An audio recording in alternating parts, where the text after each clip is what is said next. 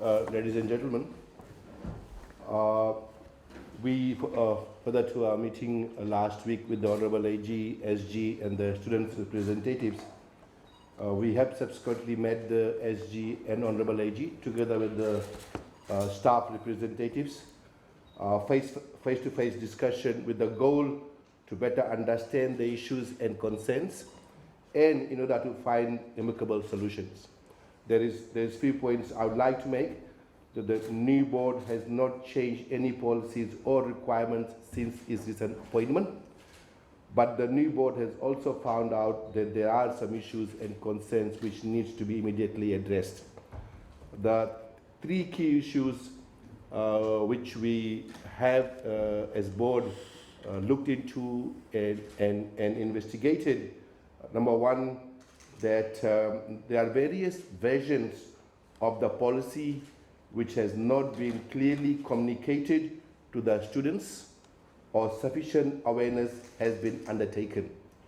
That's a key issue. Number two is that the number of contracts for separate subjects or areas which has been issued to the students is not entirely correct or consistent.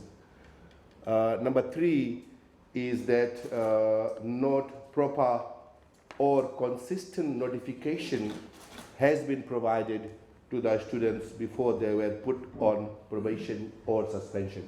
So those are the key areas of real concerns for the students, and those are the areas which we have looked into. Based on that, we have provided a 7-point recommendation and submission to the Honorable AG. And if I could briefly outline the 7-point plan which we have provided the Honorable AG. Number one, and I think most of this is already covered in his release, is that in the absence of individual personal notification to the students to be reinstated on probation, and then can go to details with the government and the stakeholders. Number two is that going forward, existing GPAE of 3.0 is to remain in terms of existing policy for both continuation and reinstatement. Number three is that suspended students by TSLB can continue their studies under TELS if the conditions are met in the contract, but to also have the option to join TELS if it is not included in the contract. Number four, TSLB board to undertake a full review and audit of existing policies, processes, documents, contracts, and make it correct and consistent. Number five, TSLB board to review matters at operational levels and address any gaps and shortcomings. Number six, TSLB board to undertake consultative approach with all stakeholders, including students, on a regular basis.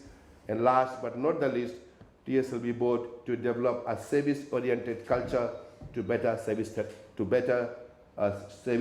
to students who are our key stakeholders, who are our customers.